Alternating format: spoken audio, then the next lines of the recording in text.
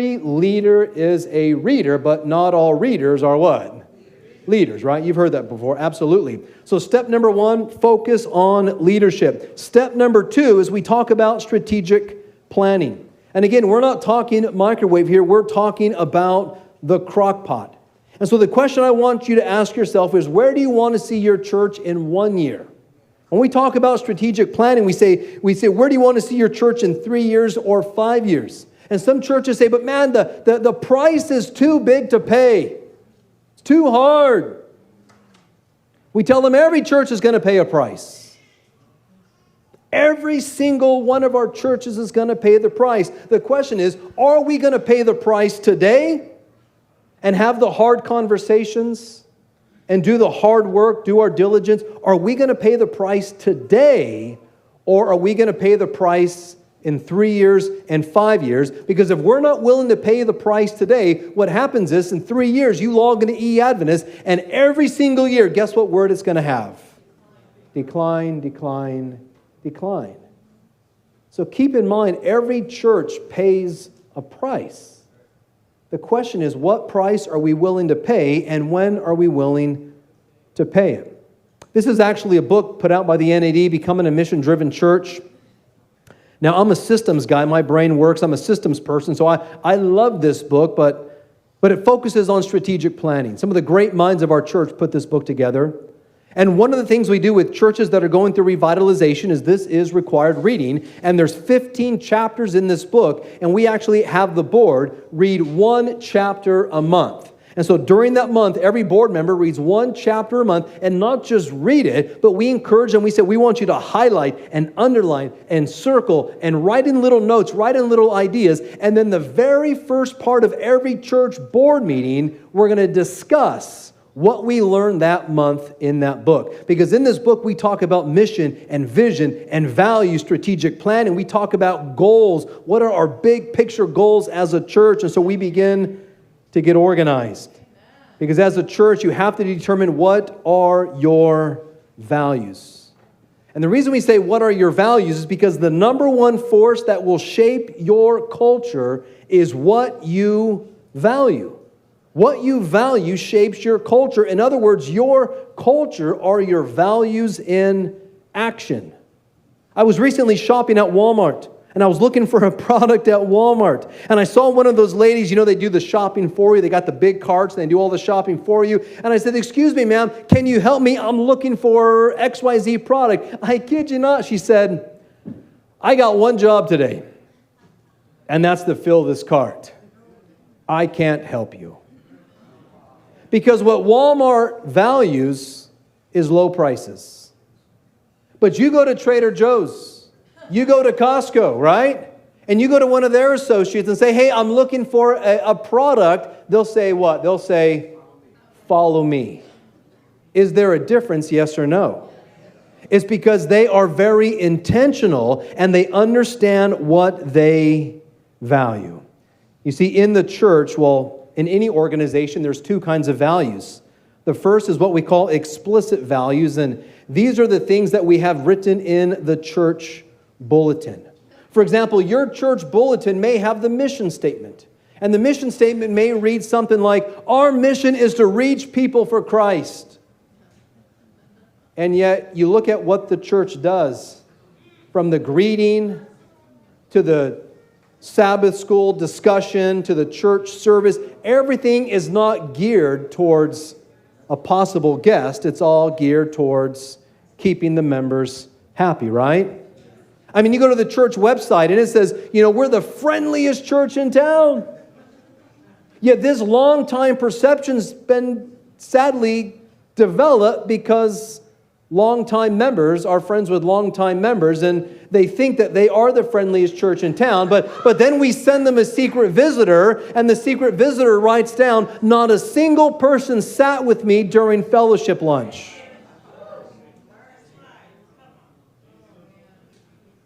But on their website it says, we're the friendliest church in town. And then there's the implicit values. And these are the unspoken rules on how things are done. Are there unspoken rules on how things are done in church today? Absolutely there are. You know, one of the things we want to do when it comes to values, for example, is you've got to fight for the culture of your church. A healthy culture, because there's such thing as an unhealthy culture. You got to fight for that healthy culture. And the way you do that is you drive home the values. For example, if your church values baptisms, make sure everybody knows it. If your church values giving Bible studies, make sure that if there's folks giving Bible studies, invite them up to share an appropriate testimony.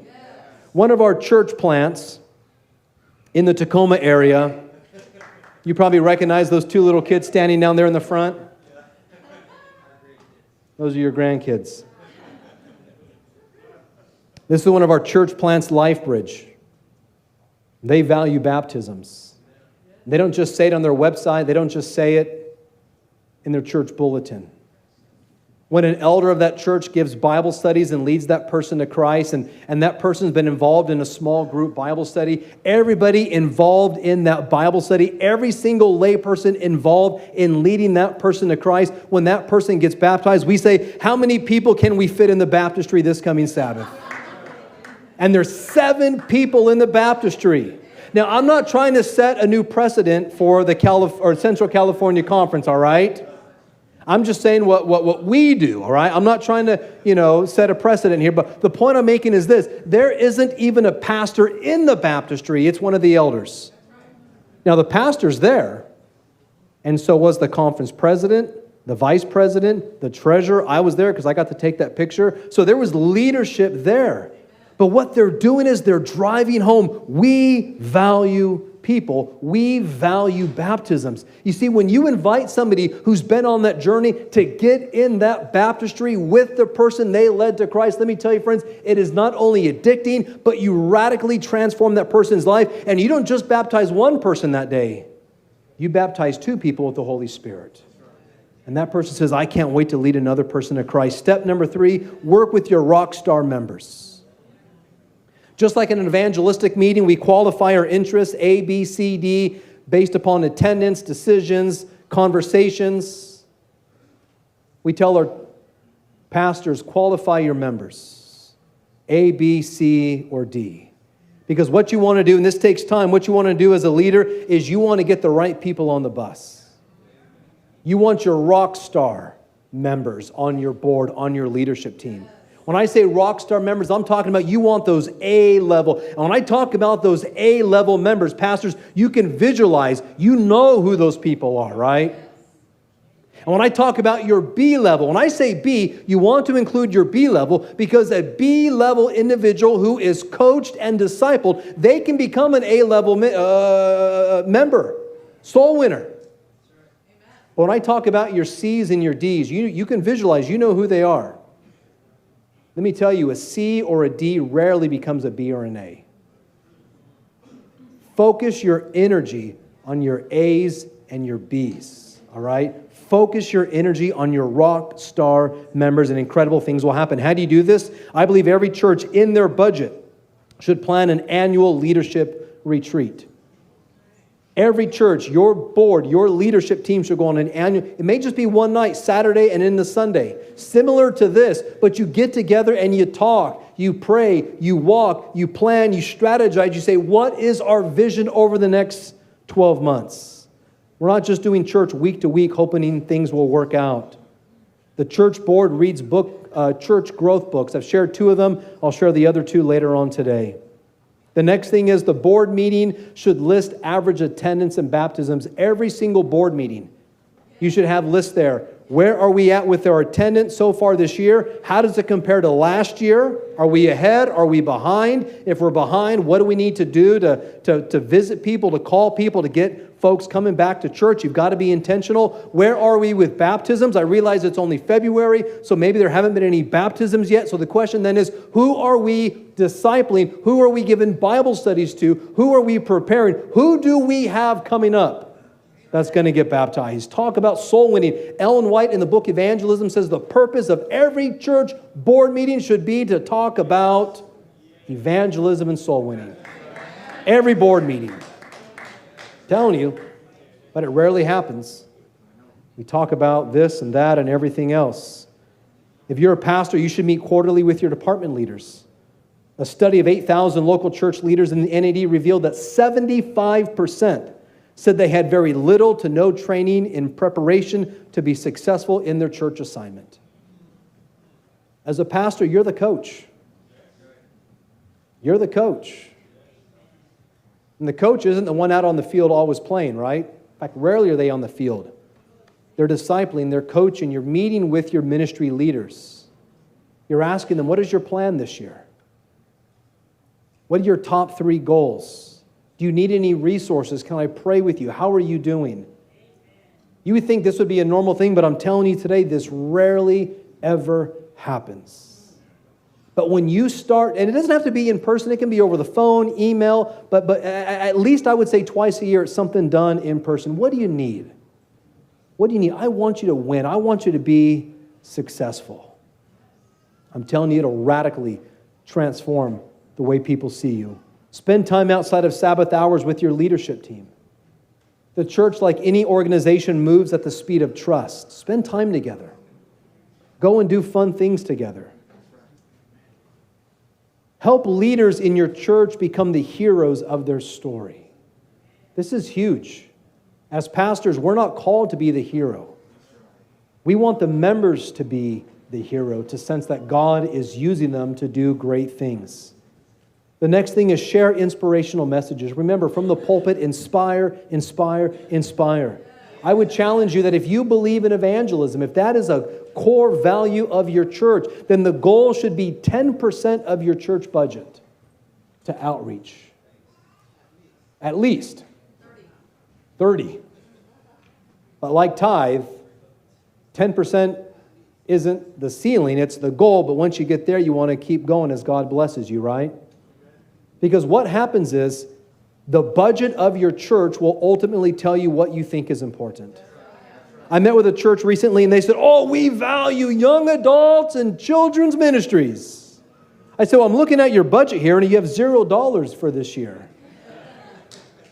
I've got to ask you, if you really value children's ministries, why aren't you funding this? The first job of a leader is to define reality.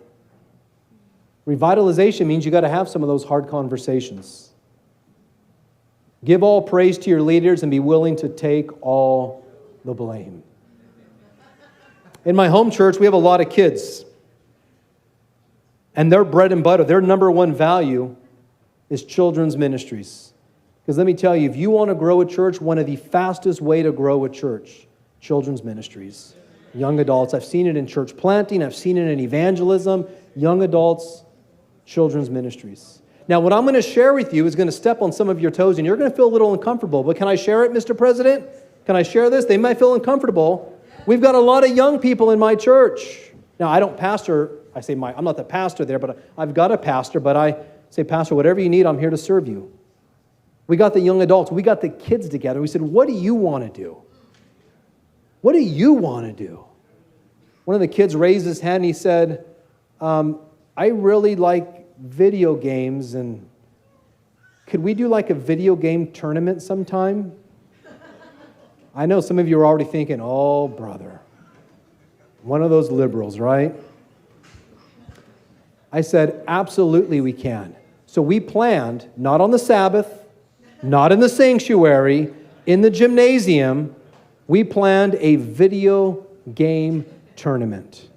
We had the big projection screen, the surround sound. We had the whole brackets, like they do in college. We had the brackets set up with the kids' names. We had food, prizes. We opened up with the devotional, and then the tournament began. And as we planned this, I told the children's ministry leaders, I said this, and these are my exact words. I said, if this thing is a success, I want you guys to take the credit. And when I say take the credit, we give credit to Jesus, but I said I want you guys to take the credit. But if this thing bombs, you can put all the blame on me.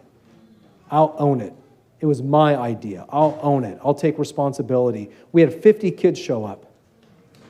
And they played Mario Kart 8. We weren't doing no shoot 'em up games. Mario Kart 8. And the brackets, man, it was getting intense. And we got down to the final four, right? We get down to the final four. And you got these 4 kids sitting in chairs with their remotes playing Mario Kart. And all the grown-ups and other kids all standing around them, cheering them on. And I remember, if you know Mario Kart 8, you got to go around the lap like 3 or 4 times, right? And those turtle shells, man, you think you're in the lead, then one of them turtle shells come, right? And this kid, he knew at the very last moment, because you can track the other racers, he knew he was about to win. He's not even a member of our church, and he drove across the finish line. I'll never forget it.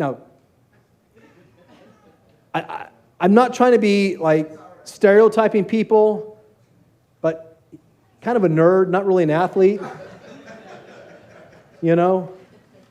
The kind of kid when you have to pick football or basketball teams in school and they line you up on the wall, he probably got picked last. But not this day. He knew he was going to win. He dropped his remote, like dropping the mic, boom. And he stood up like this.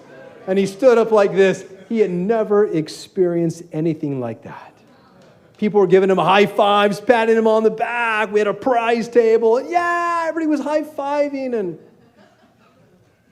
now, did I get some text messages and emails from some dear saints? Got a lot of the Ellen White quotes sent to me that day. And I'm a strong supporter of the spirit of prophecy. Don't misunderstand me. But when I see what the difference it made in that kid's life, it was incredible. Step number 4, lead by example. If you're going to talk about we value evangelism in a church and you're a leader, you ought to be giving Bible studies. You ought to be leading a small group. You ought to be discipling and investing in somebody else. You see this picture you see up here is a picture of a totem pole. And it's in the community where I live. My wife and I live on a Native American reservation there in the Pacific Northwest. And when you look at this totem pole, which figure on the totem pole is the most important? My father-in-law has taught me that in Native American culture, the job of a leader is not to make it to the top. The job of the leader is to make it to the bottom. Because it's on the bottom where we support the vulnerable, right? It's on the bottom where we love on people. It's on the bottom where we support our elders and our community. If you're a leader, your job is not to make it to the top. Your job is to make it to the bottom. And I want to close with this story. The goal in evangelism, the ultimate goal, is you want to help those that you reach feel like they belong even before they believe. I was doing Bible studies with a couple named Robert and Donna. Robert was a senior chief in the Navy. This was a couple of years ago. Senior chief in the Navy. He was getting ready to go out on a 9-month deployment. He and his wife had just started coming to church. They weren't members yet, but we made sure they had a box in the church with their name on it. I don't think there's anything in the church manual that says you have to be a member to have a mailbox in the church. The Sabbath before, Robert was going to get shipped out on that carrier for 9 months. We invited Robert and Donna to come up front in the church. We shared a little bit of their journey, their story, what they've been doing. And I invited all of those who had served in the military, all the first responders. I said, I want you guys to come up here. And they came up and we surrounded Robert and Donna. We prayed over them that God would keep them safe, that God would bless them. Then what Robert and Donna didn't know is we had created a plan. And I said, Robert, when you're away on this ship and you're fighting for our country and you're keeping us safe, we've made some arrangements while you're gone. Because your wife, Donna, she's a true warrior. She's holding down the fort. And I said, in our church, we've got some plumbers. I said, Donna, while your husband's gone, if anything should happen in your home and you need a plumber, don't call the plumber, call the church. We got your back.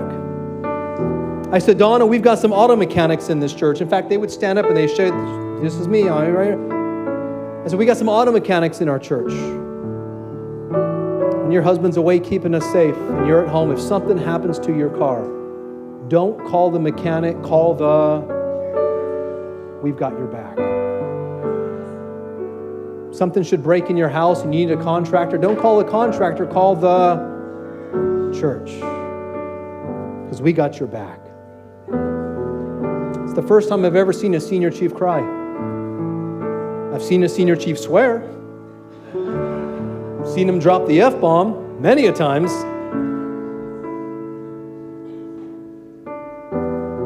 But I've never seen them cry before. Robert said, we've never had a church love on our family the way you guys have. Here's the idea I want to close with, and then I'm going to invite our brother to come up, and he's going to close us in prayer. It's about creating the power of moments in people's life. That's what evangelism is.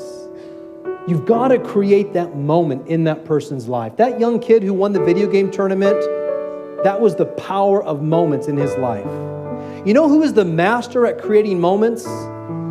Jesus. That's why we have the Gospels. Jesus would create those powerful moments and somebody would write it down, right? They were powerful moments. The woman at the well, powerful moment, right? Write it down, the power of moments. And here's the thought I want to leave you with, and I'm going to invite my brothers to come up and pray. People don't remember what you said, but they'll remember how you made them feel. May God bless you.